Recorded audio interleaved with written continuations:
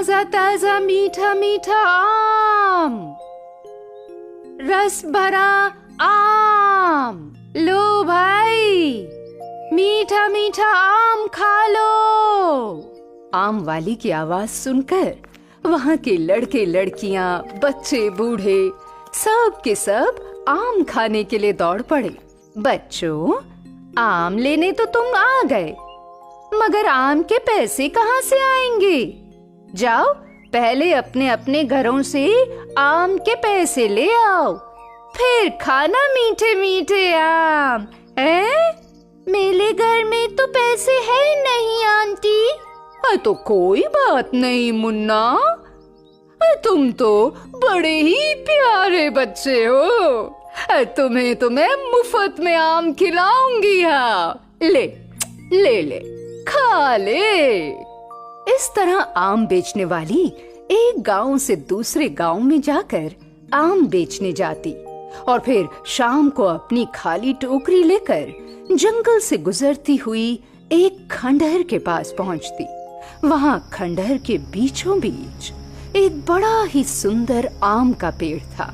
आम वाली जैसे ही वहां पहुंची, उसके पीछे पीछे आम खाने वाले सभी बच्चे भी उस खंडहर तक पहुंच गए। ऐ सुनो बच्चों, अब से तुम सारे के सारे मेरे साथ ही रहोगे यहाँ। देखो तो कितना बड़ा और कितना सुंदर आम का पेड़ है ये। जब तक मन करे तब तक यहाँ से तोड़ तोड़ कर आम खाना, कोई मना नहीं करेगा तुम्हें, है?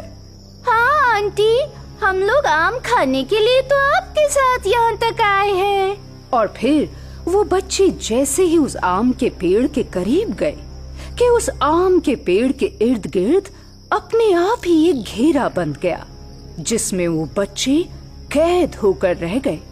वो आम वाली भी अब अपना रूप बदलने लगी। आम वाली से एक भयानक चुड़ैल बन गई। आंटी, आपको क्या हो गया? आप तो बड़ी भयानक लग रही हो। अरे बच्चों, तुम तो बड़े मासूम हो। बच्चे यहाँ पर आम खाने आते हैं और मैं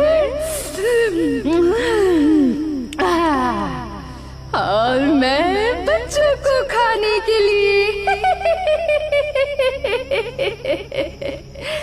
अब तुम लोग मरने के लिए तैयार हो जाओ। ये बात सुनते ही सारे बच्चे बुरी तरह डर गए। आम वाली चुड़ैल ने पहले एक बच्चे का गला काटा, फिर उसका खून सीधे ले जाकर आम के पेड़ की जड़ में डाल दिया और फिर उसका मांस काट काट कर खाने लगी। इस दृश्य को देखकर बाकी हाजिर बच्चे तो और भी ज्यादा डर गए। अरे अरे अरे अरे अरे, डरते क्यों? एक एक करके जब मैं तुम सबको मार के खा जाऊंगी ना, तब तुम सारे के सारे बच्चे भी इसी पेड़ की टहनियों पर लटक कर आम बन जाओगे। ये जो आम लटके हुए देख रहे हो ना, ये सारे मेरे द्वारा ही तो खाए हुए बच्चे हैं। हमें यहाँ से जाने दो, हमें हमारे घर पहुँचा दो। बस बस हमें हमारे घर पर जाना है। अब से ये आम का पेड़ और ये खंडहर ही तुम्हारा नया घर है। इस तरह उस निर्दयी चुड़ैल ने वहाँ मौजूद सारे बच्चों को अपना शिकार बना लिया। उनका खून उस आम के पेड़ की जड़ में डालकर बच्चों का मांस तक खा गई और फिर अगली सुबह उठकर दोबारा उसी गांव में आम बेचने गई।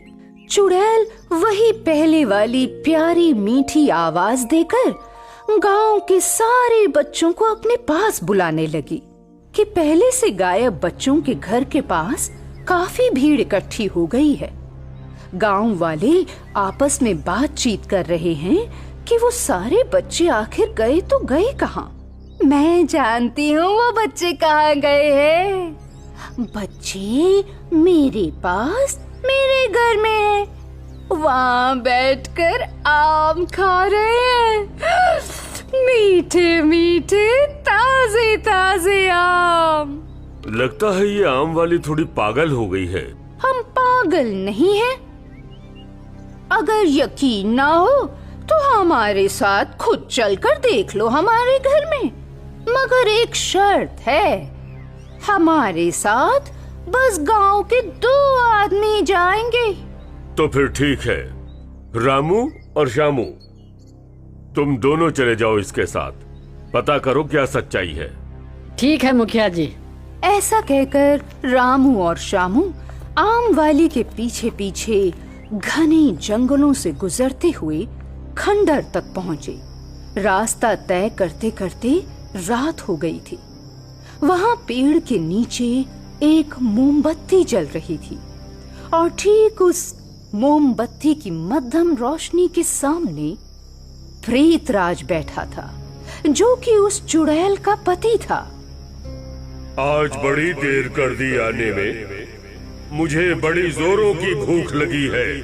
ये लीजिए, 2 सुंदर नौजवानों को आपके भोजन के लिए लाई हूँ। और फिर देखते ही देखते प्रेतराज का चेहरा भयानक हो गया। हमें छोड़ दीजिए प्रेतराज, हमने कुछ भी नहीं किया। ऐसे कैसे छोड़ दूं? तुम लोग अपने बच्चों से मिलने आए हो ना, तो बच्चों को यहाँ अकेला छोड़कर चलते बनोगे? कितने स्वार्थी लोग हो तुम। अब आए हो तो सच्चाई भी सुनते जाओ। बात ये है कि तुम्हारे बच्चे तो अब इस दुनिया में नहीं हैं। अब अगर तुम्हें उनसे मिलना है तो तुम्हें भी उसी दुनिया में जाना पड़ेगा जिस दुनिया में तुम्हारे बच्चे गए हैं। है ना ठीक बात? यानी कि तुम लोगों को भी मरना पड़ेगा आज रात। दोनों ने मिलकर रामू और श्यामू को मार डाला। आज तो बड़े हट्टे कट्टे नौजवान पकड़ कर लाई है। इनका ताजा ताजा मांस खाकर मेरा तो पेट भर गया। पति की सेवा करना पत्नी का पतिव्रता धर्म है स्वामी। ओहो, आज तो बड़ी धर्म कर्म की बातें हो रही है। सुबह फिर से नए शिकार की तलाश में जाना है मुझे। हाँ, ठीक कहती है तू पतिव्रता नारी। उधर गांव में जब काफी इंतजार करने के बाद भी रामू, श्यामू और गायब हुए बच्चे नहीं लौटे, तो बाकी गांव वाले उन्हें ढूंढने निकले। गांव वाले तलाश करते करते एक मंदिर तक पहुँचे, जहाँ पर उन्हें एक योगी बाबा मिले। रुक जाओ, तुम्हारी तलाश यहीं पर खत्म होती है, क्योंकि मैं जानता हूँ तुम जिन्हें ढूंढ रहे हो वो अब इस दुनिया में नहीं है। सब के सब मारे जा चुके हैं, मगर आगे से इस गांव के लोग ना मारे जाएं, इसलिए उस आम वाली चुड़ैल को मारना होगा। आम वाली ने सबको मारा है? वो आम वाली नहीं, एक चुड़ैल है, चुड़ैल, जो रात को बच्चों को अपने पीछे पीछे उस खंडहर तक ले जाती है। वहाँ एक आम का पेड़ है। तुम्हारे बच्चों को मारकर उनका खून आम के पेड़ की जड़ में डालकर नए आम उगाती है और फिर उन्हीं आमों को तुम्हें बेचकर पैसे भी ठगती है तुमसे। ये आम वाली तुम लोगों को भारी नुकसान पहुंचाएगी भविष्य में। तो फिर बाबा बाबा आप ही बताइए हम लोग क्या करें? इसका कोई उपाय नहीं है क्या? उपाय तो है, केवल 2 लोग मेरे साथ उस खंडहर पर जाएंगे, फिर देखना मेरी मंत्र शक्ति का कमाल। चलो फिर। ऐसा कहकर उन योगी बाबा ने अपने साथ 2 लोगों को लिया और फौरन निकल पड़े खंडहर की ओर। फिर देखते ही देखते जब योगी बाबा खंडहर पहुंचे तो उस आम के पेड़ की जड़ में उन्होंने अपने साथ आए हुए व्यक्तियों को कमंडल का पानी डालने के लिए कहा। जैसे ही गांव वालों ने कमंडल का पानी उस पेड़ की जड़ में डाला कि पेड़ में आग लग गई। किसने पेड़ में आग लगाई? कौन है कमबख्त जो अपनी मौत को बुलाने आए हैं यहाँ?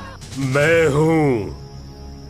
मैं अपने भाई की मौत का बदला लेने आया हूँ तुमसे।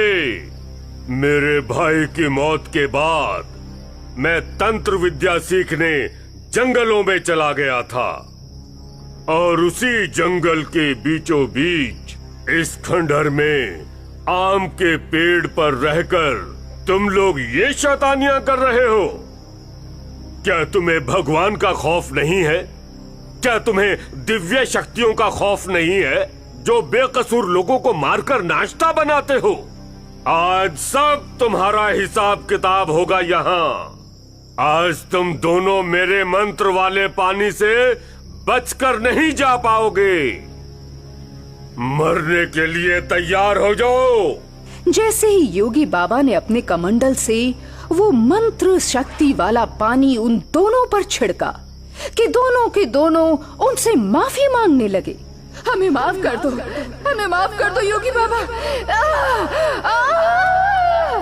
योगी बाबा आगे से हम ऐसा नहीं करेंगे। हम किसी का खून नहीं करेंगे। माफ कर दो।